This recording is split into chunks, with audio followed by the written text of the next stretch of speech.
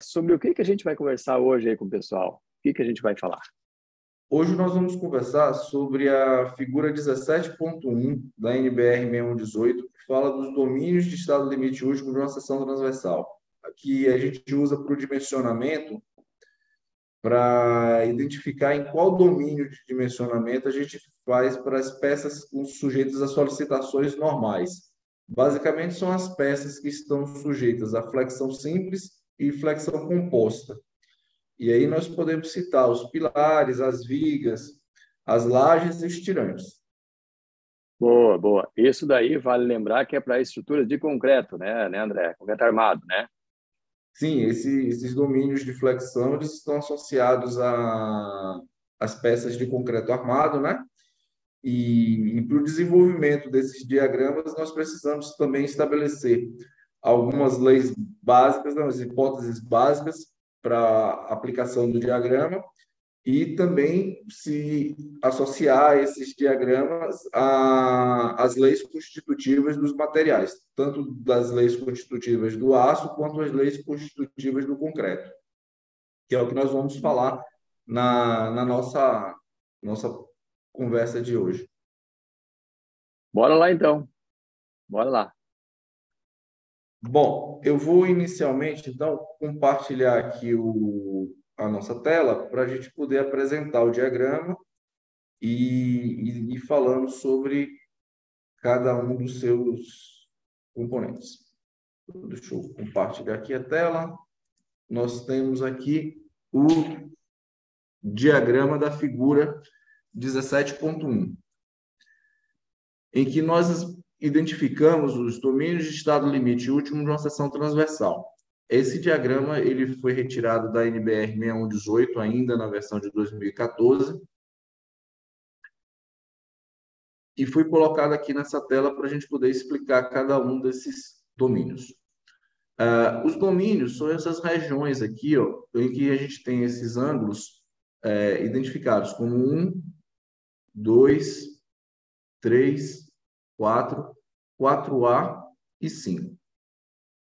Eles são delimitados por algumas retas, no caso aqui a reta A, aqui a reta B, e alguns polos, seria o polo A, o polo B e o polo C. E aí, durante a nossa apresentação, nós vamos explicar cada uma dessas retas, cada um desses limites e o que significa esses polos de rotação, né? Para interpretação desse diagrama. Como eu falei para vocês, esse diagrama ele está aplicado a peças sujeitas a solicitações normais. Basicamente, flexão simples e flexão composta.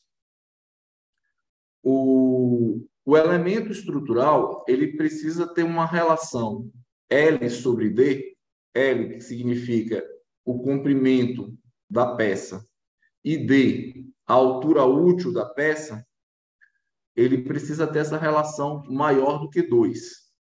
Seriam as peças alongadas, peças esbeltas. Essas peças esbeltas, elas seguem as hipóteses básicas de Bernoulli, tá? Em que basicamente são desprezados os efeitos das solicitações transversais, no caso, por exemplo, do cisalhamento.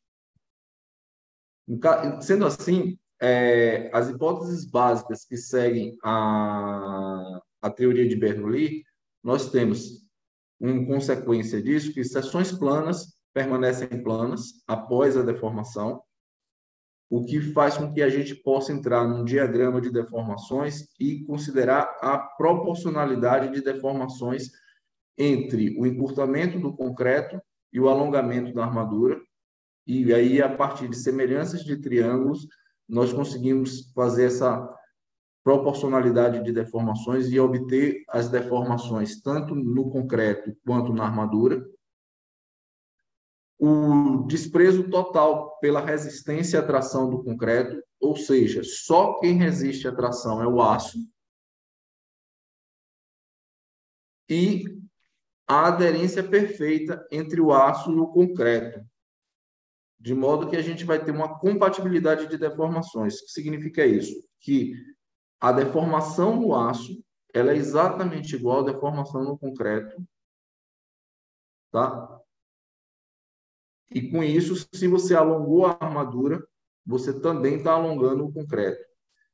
E isso é justamente o processo para costurar as fissuras. É claro que quando a peça começa a fissurar, a gente perde essa compatibilidade de deformações e você pode ter o escorregamento da armadura se ela não estiver bem ancorada e se o grau de fissuração for bastante elevado.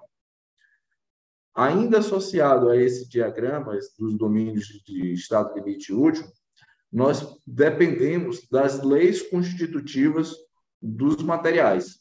Então, nós temos a lei constitutiva do concreto, a partir do seu diagrama de parábola retângulo, que é a figura 8.2 da NBR 6118, tá? Então, são os diagramas de tensão, deformação idealizado por concreto, em que nós temos aqui o FCK, a tensão no concreto do FCK, e nós temos 0,85 FCD, que é a lei constitutiva para estado limite útil, em que nós temos uma redução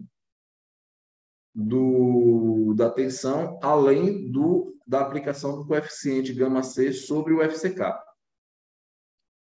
Essa tensão ela tem um comportamento de reta, depois ela entra no formato parabólico e depois outro trecho reto após o SC2.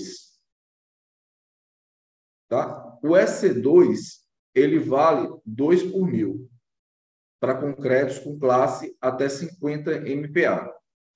E a partir daí, a gente vai até a ruptura do concreto, no SCU, que é o encurtamento último do concreto, que é de 3,5 por mil também para concretos de classes até C50.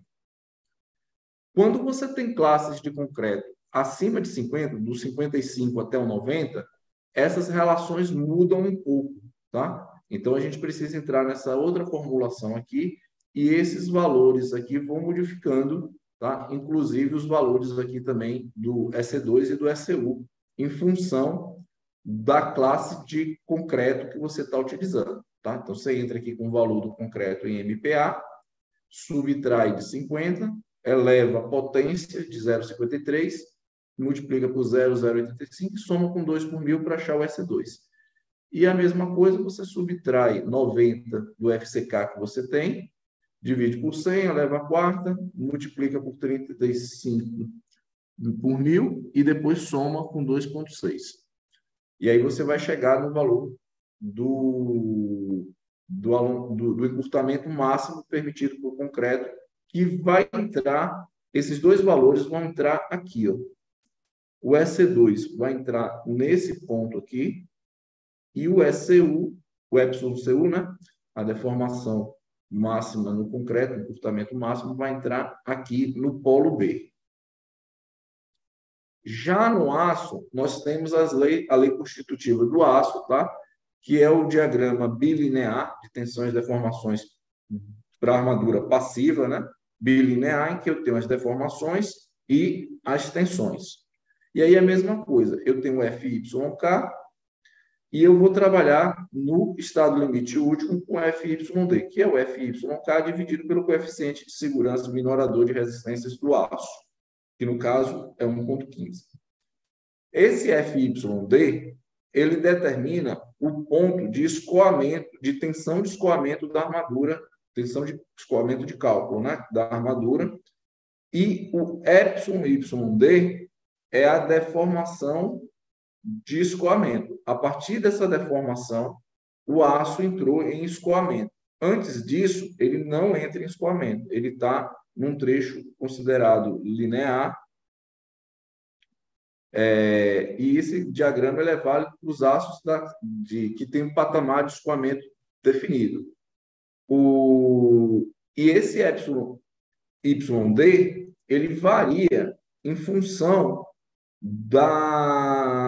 do aço, tá? Então, o aço CA25, ele tem a deformação, a tensão de escoamento de 217 MPa e a deformação associada a esse escoamento de 1,04 por mil, ou 0,104%, se você preferir.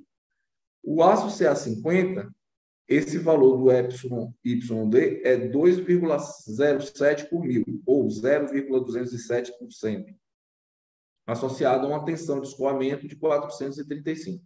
E assim por diante, você tem os demais aços, como o CA60 também, sem seu valor específico.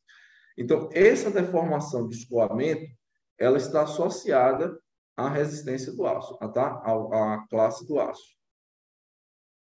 Lembrando que a gente tem que, para o aço, tensão é o módulo de elasticidade vezes deformação, considerando, conforme a norma, o módulo de elasticidade 2,1 vezes 10 a quinta MPa.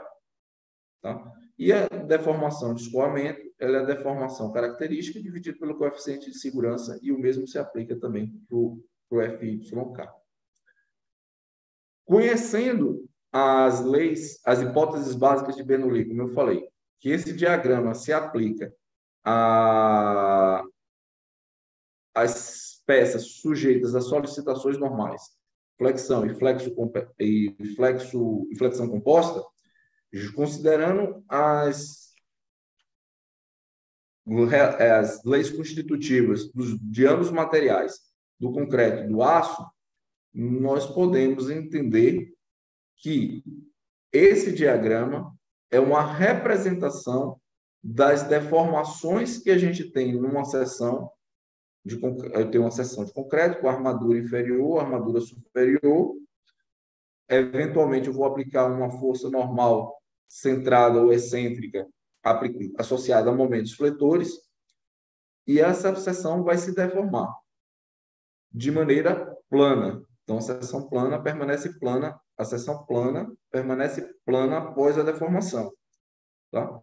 E aí, com isso, nós vamos entender essas linhas limites aqui a partir da deformação dessa seção, que nós vamos ver nos próximos vídeos, em que eu vou explicar cada um desses domínios isoladamente. André, eu tenho uma pergunta aí, eu acho que pode ser uma dúvida do pessoal. Qual é a relação que tem entre domínio e estádio? Existe alguma relação? Domínios, esse domínio que tu está explicando aí, e os estádios da estrutura? Então, Eliel, os domínios, e aí a gente tem, como eu mostrei aqui para vocês, o domínio 1, 2, 3, 4, 5, eles estão associados ao comportamento das peças quando sujeitas a solicitações normais. Os estádios, na verdade, eles estão associados ao quadro de fissuração da peça. Então, por exemplo, quando você tem uma peça no estádio 1, ela não está fissurada, é a peça antes da fissuração. No estádio 2, ela tem trechos fissurados e entre fissuras o estádio 1. Então, o estádio 2 seria uma peça fissurada. E o estádio 3 é quando a peça entra em ruptura.